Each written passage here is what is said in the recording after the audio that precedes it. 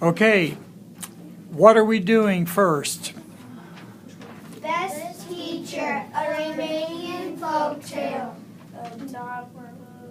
Once long ago, there lived a man who was blessed with a fine house, healthy animals, and fertile land. This man was also fortunate enough to have a handsome, loving son.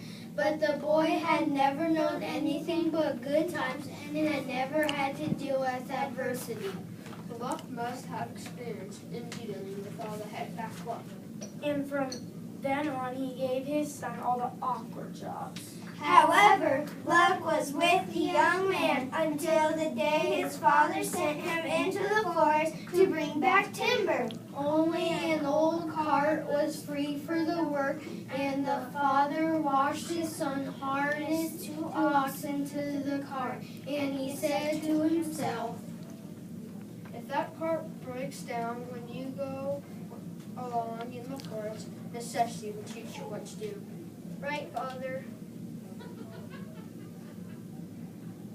The lad was good and loyal. No, that's wrong. 3 needs to know. But he was not one of the bright. The father then smiled at his son and said, If that cart breaks down and you are alone in the forest, necessity will teach you what to do. Right, Father. The lad was good and loyal. But he was not one of the brightest stars in the sky. He thought that necessity must be some handyman who lived in the forest and helped travelers in trouble. The son drove the oxen far into the forest where there were good trees suitable for felling. He worked hard cutting down trees and sawing them up and loading them onto the cart. When the cart was full, he collected the oxen from where they had been munching at the patches of the forest grass, harnessed them, and set off for home. However, as he drove over a patch of rough ground, the cart lurched and one of the axles broke. I hope that necessity fellow is nearby. He stood up and shouted, Necessity! Necessity! Necessity! No one answered.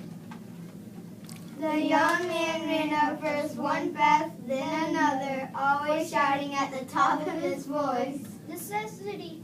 Necessity! Necessity! Still, there was no reply. Soon he was worn out. I will not bother searching for Father's clever friend Necessity anymore. I will do the job myself. Father gave me useless advice. The young man went back to the car, took off his coat, unharnessed the oxen, took some wood from the cart, mended the axle, reharnessed the oxen, and drove home. Having made a fine job of both the repair and collecting good timber. His father was pleased with him, but the boy was not pleased with his father. I cannot find that fellow Necessity anywhere. He did not teach me anything. All I learned was that if a job needs doing, it is best to do it myself. Then it is done quickly and well. If I go to looking for help from other people, I can look forever. There you are. Necessity did teach you a good lesson. I warned you would. Good job. Bow, 2, 3, and up. Thank you. What is our next one? The Peddler of Swamp. Okay. An old English folktale adapted by Rob Wheeler. Hundreds of years ago, a peddler and his wife lived in the village of Swampton, England. The peddler kept having a dream that he heard a voice that told him to go to London Bridge and stand there where he would hear joyful news. It seemed purposeless, only a dream. He would have to travel a long way to stand on the London Bridge. He would have to sleep in barns and hedges along the way. And it seemed a long way to travel only to hear joyful news. So it bothered him that he had had this dream. Over time, the voice became even more insistent, but it seemed so purposeless. It bothered him so much that he dreaded going upstairs to bed. And so one day he said to his wife, It is no use. I shall have to go to London and stand on the London Bridge. If I don't, I shall have no peace for the rest of my life. And so the peddler gathered a few belongings, some food, a little money, and walked the long way to the London Bridge. when he got there, the next several days he stood on the bridge, first in one spot and hearing nothing, moving to another spot until it seemed that he had stood at one spot or another in all spots on the bridge. He felt like he was a fool to come, and yet he stayed. He stayed until his money was gone and there was only a crust of bread in his pocket. He knew he must return to his home soon. And when he decided that he must return, a shopkeeper approached him. Shopkeeper told him, Satisfy my curiosity, please. The past several days I have seen you standing on the bridge. You do not beg.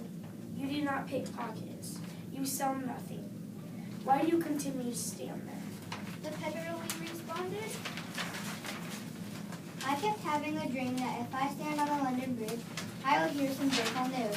At first it seemed to be so meaningless, a long way from nothing, but it persisted. Night after night until I decided that I must do what the voice said and maybe it would stop. The shopkeeper burst out laughing. Ah! Oh, don't be bothered by such a dream. It is foolish why I keep having this dream that I go to Scotland, a place that I have never even heard of. And if I ask for Peddler's home, go into his orchard and dig under an oak tree, I will find great treasure. What nonsense. there he found a chest of gold and silver, so much that it made sing. At once the peddler hurried home to Swafford. He went to his orchard and started to dig under the great oak tree. There he found a chest of gold and silver, so much that it made him and his wife rich, and it lasted them the rest of their lives. And being a faithful man, he gave much money to help the others. Take a bow. Wonderful. Thank you, my friends.